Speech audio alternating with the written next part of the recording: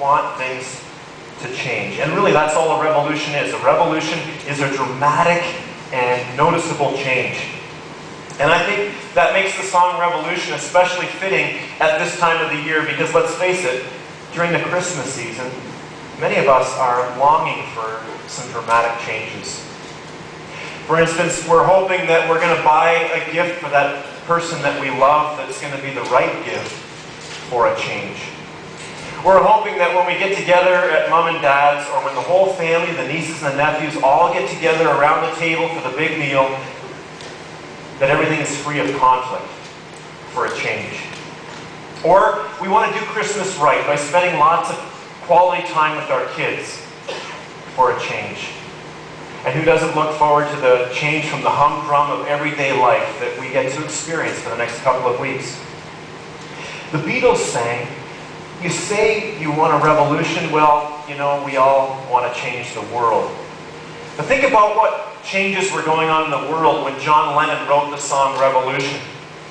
Chairman Mao Zedong had just instituted his infamous Giant Leap Forward initiative, wherein he forced millions of farmers off of their farms and made them move to the cities to modernize China so that these people could work in the factories. And as a result of this initiative, at least 14 million Chinese citizens lost their lives.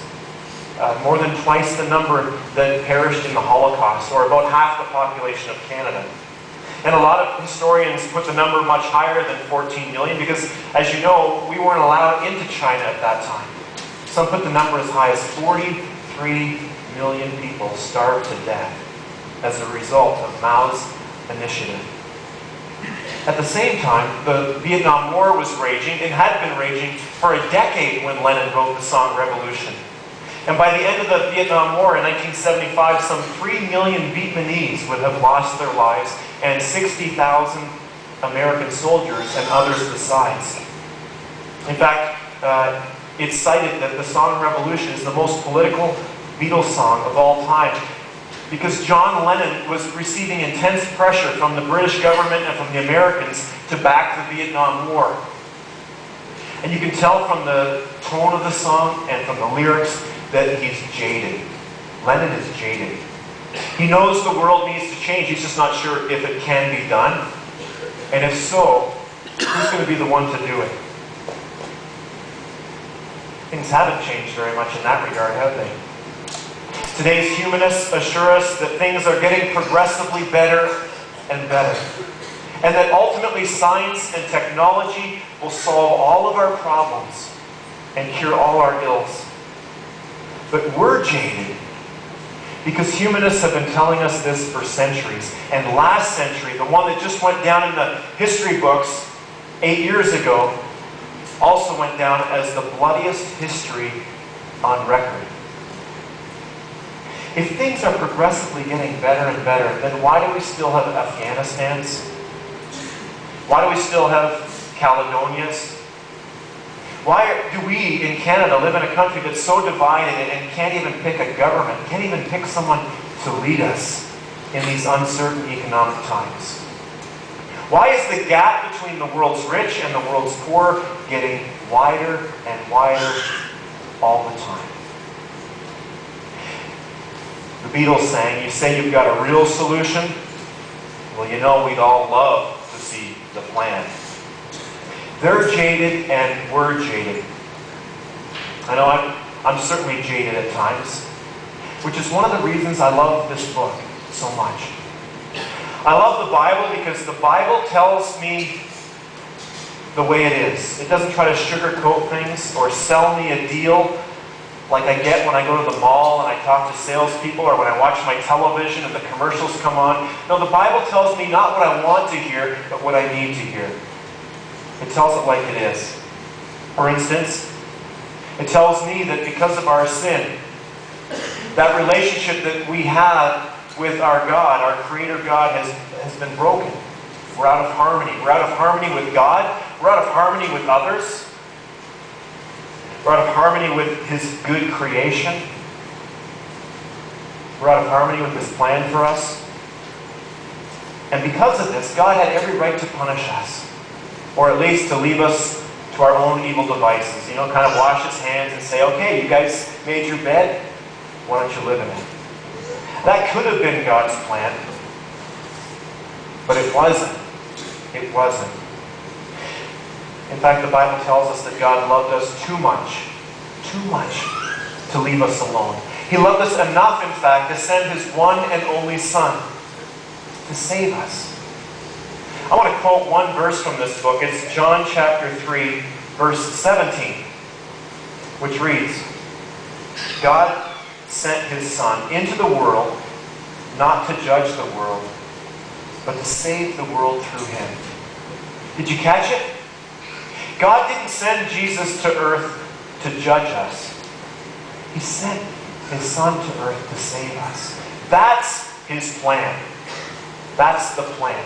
And the way that Jesus did this was by living a perfect life. The kind of life that no one before had ever been able to live. The kind of life that no one since has been able to live either. And at the end of that perfect life, Jesus died on a wooden cross as a sacrifice for sins. Essentially, He spread His arms and He said, I'll take the punishment for anyone, for everyone who will accept me, who will follow me. And so Jesus' birth was revolutionary because from that point forward in history, things would never be the same. We still mark history according to that turning point, don't we? We're in 2008. 2008 years or so after the time of Jesus coming to earth. History would never be the same. In particular, things between people and God would never be the same as a result of Jesus coming.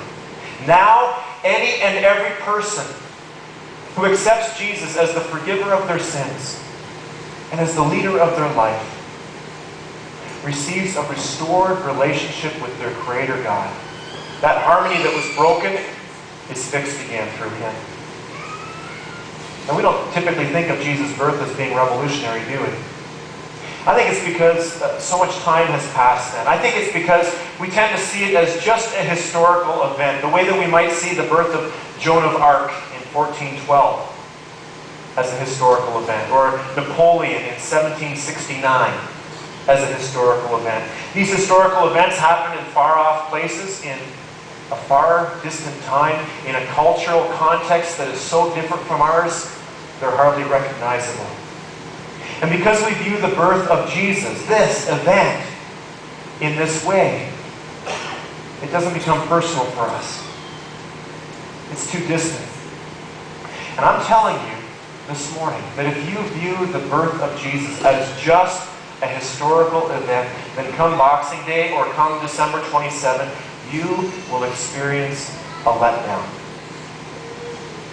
Because after all the presents have been opened, and after the wrappings have been swept away, life goes back to normal. And all of those issues and stresses that we had prior to the Christmas season, they're all waiting for us at the end of the Christmas season. In fact, in my opinion, in my experience, they're often intensified. Because we find ourselves in the dead of Canadian winter, and oftentimes we find a huge visa bill in the mail. But it doesn't have to be that way. It doesn't have to be that way. You can look forward to the days following Christmas. You can have that restored relationship with your Creator God through His Son, Jesus Christ. You can have a family to belong to, a mission to fulfill, namely to spread the kindness and the compassion and the love of God